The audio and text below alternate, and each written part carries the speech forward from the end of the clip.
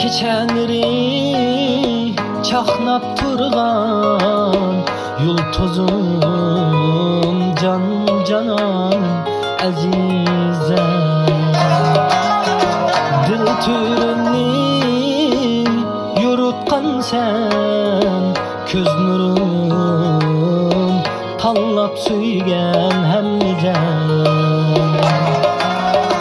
Dil türünü yurutkan sen, köz nurum tanlap suygen hemmizem.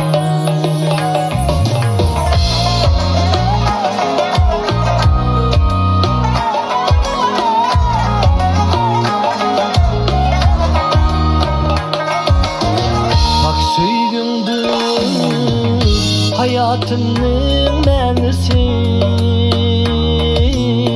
her gündə küyləymen. Çimenledin tanlap düzgen yalğuzum, qarab sana kanmayman.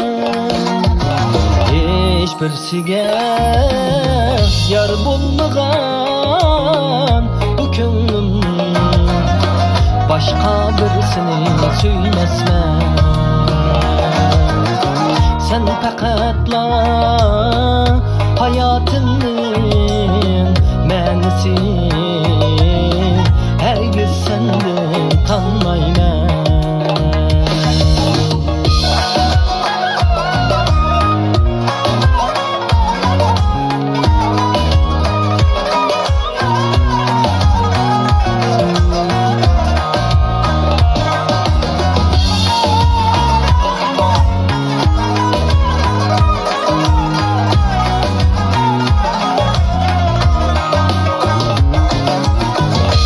Söygündür hayatımın mənisi,